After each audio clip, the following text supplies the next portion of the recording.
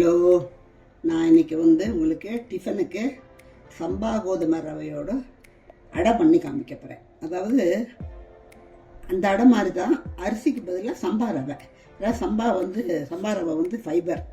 அப்புறம் விரத நாளில் அரிசி சாப்பிடாமல் இருக்கும்போது இதை நம்ம பண்ணி சாப்பிடலாம். இதில் பருப்புகளும் சேர்றதுனால ப்ரோட்டீன் இருக்குது, ஃபைபர் இருக்குது. அதுக்கு என்ன அளவு வேணும் அப்படின்னாக்க, கடலை பருப்பு இந்த டம்ளரால் அரை டம்ளர் கடலை பருப்பு போட்டுங்கோ, 1/4 டம்ளர் துவரம் பருப்பு போட்டுங்கோ, ஒரு ஒரு பெரிய டேபிள் ஸ்பூன் அளவு உளுத்தம்பருப்பு. நான் உளுத்தம்பருப்பு கம்மியாக போகிறோம், அதுதான் அளவு. அதுக்கு சம்பா ரவை இந்த டம்ளரால் கும்பலாக ஒரு டம்ளர் ரவை வச்சுருக்கேன். அப்புறம் இதுக்கு தேவையானது, காரம் ஜாஸ்தி தாங்காது, இது கொஞ்சம் காரம் இல்லாத மிளகா, அதனால ஒரு 10 மிளகா எடுத்துட்டுருக்கேன். அப்புறம் அதுக்கு தேவையான உப்பு எடுத்துட்டுருக்கேன். கருவேப்பிலை போட்டு அரைச்சிருங்கோ. அப்புறம் பெருங்காயம் கட்டியாக இருந்தானாக்கா அரைக்கும் போதே போட்டுங்கோ, பவுடர் ஆனானாக்கா அரைச்சப்புறம் மாவில் போட்டால் போதும். இப்போ இந்த பருப்புகள்லாம் ஒரு 1/2 hour ஊற வச்சுருங்க. அதுக்கு மேலே ஊறணும்னு அவசியம் இல்லை. இந்த சம்பா ரவையை பருப்பை மிக்சியில் போடும்போது அதுக்கு தண்ணி ஊற்றினா போதும். அந்த முங்கறதுக்கு தான் தண்ணி ஊற்றிருங்க. ஏன்னா ரொம்ப இது ஊறிடுச்சுனாக்க மாலையாக வரும். அதனால் பருப்பை மிக்சியில் அரைக்க ஆரம்பிக்கும் போது இந்த ரவைக்கு தண்ணி ஊற்றினா பருப்பு அரைச்சி எடுக்கிறதுக்குள்ளே அதை எடுத்தப்புறம் இந்த இதையும் போட்டு அரைச்சி விடலாம்னா. இப்போ நம்ம எப்படி அரைக்கிறதுன்னு பார்ப்போம். ஃபஸ்ட்டு மிளகாவத்தில் போட்டுருவோம், உப்பையும் போட்டுருவோம். மிளகாயை கொஞ்சம் இதுவாக அரைஞ்சப்புறம் பருப்பை போட்டுக்கலாம். இப்போ இது ஒரு சுற்றிங்க மிளகாவத்தில். மிளகாயை ஒரு சுற்றினுட்டோம். இந்த ஸ்டேஜில் நீங்கள் கருவேப்பிலையும் போட்டுருங்க. ஏன்னா கருவேப்பிலை எடுத்து எறிய மாட்டா பாருங்க, உடம்புல போய்டும், உள்ளுக்குள்ளே போய்டும். இந்த குழந்தையெல்லாம் எடுத்து எரிஞ்சிடும். இப்போ நம்ம ஊற வச்சுருக்கோம் இல்லையா, 1/2 மணி நேரம் 3 பருப்பு, அந்த 3 பருப்பையும் போட்டுன்னுட்டேன். ஏற்கனவே நம்ம மிளகாவத்துலையும் உப்பையும் அரைச்சாச்சு. இப்போ இந்த ஸ்டேஜில் நம்ம சம்பா ரவைக்கு தண்ணி ஊற்றிக்கலாம். தண்ணி சும்மா முங்குற அளவு தண்ணி ஊற்றிருக்கேன். இப்போ நம்ம இது அரைக்கிறதுக்குள்ளே அந்த அந்த எவ்வளோ நேரம் அரைக்கிறோமோ அந்த நேரம் ஊறினா போதும், அதுக்கு மேலே ஊற வேண்டாம். இப்போ இதை வழுமுன வேண்டாம், கொஞ்சம் குறக்குறன்னு அரைச்சிங்க.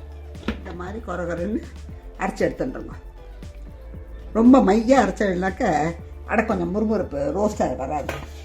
இப்போ நம்ம இதை பாத்திரத்தில் ட்ரான்ஸ்ஃபர் பண்ணிக்கலாம். இப்போ நம்ம ஊற வச்சுருக்கோம் இல்லையா ரவை, சம்பா ரவை, அதை போட்டுருங்க.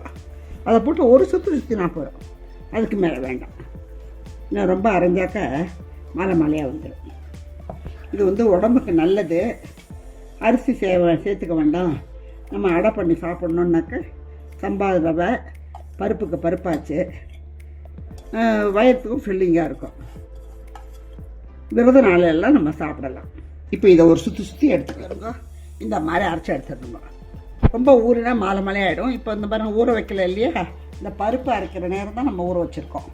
இப்போ இதை மாவோடு நம்ம பருப்பு அரைச்சதோடு கலந்துட்டுருக்கலாம். இப்போ வெங்காயம் பிடிக்கிறவா வெங்காயம் போட்டு வாசித்துக்குங்கோ. இல்லை வெங்காயம் வேண்டாம், ப்ளெயினாக சாப்பிடணுன்னா எதுவுமே போட வேண்டாம். இதில் நம்ம எல்லாம் போட்டு, இப்போ இந்த பெருங்காயம் தான் பாக்கி, அதை போட்டல. கொஞ்சம் பெருங்காயம் கொஞ்சம் கூட போட்டால் தப்பு இல்லை, ஏன்னா வாயு கொள்ளாமல் இருக்கும். இப்போ மாவை மிக்சியை கொஞ்சம் கொஞ்சமாக அளந்து ஊற்றிங்கோ. அடை மாவு பதத்தில் இதை கரைச்சுங்கோ தண்ணி விட்டு.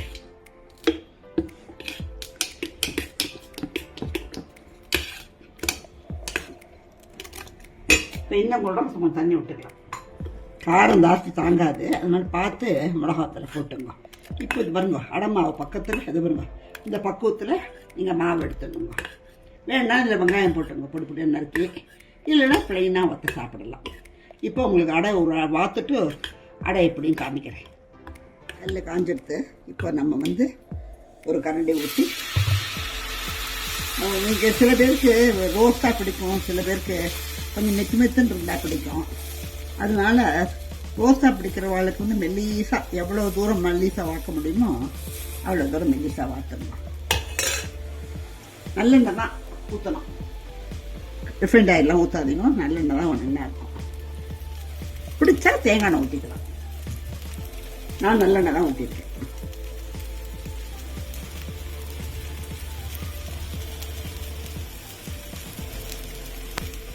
அந்த அடத்தனை அரிசி அடத்தனை இது எண்ணெய் தாங்காது, கொஞ்சம் பார்த்து கேட்டு ஊற்றுங்க எண்ணெய்.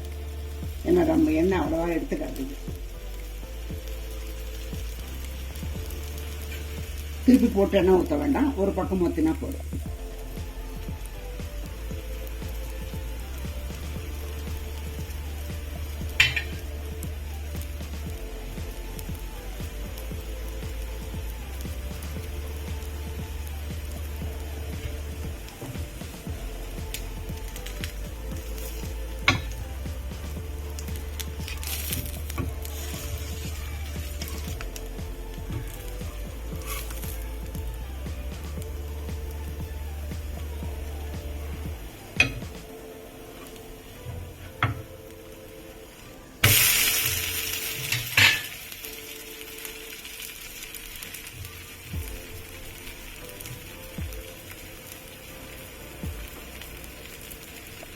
ஆயிடுத்து, இந்த பக்கமும் ரோஸ்ட் ஆயிடுத்து.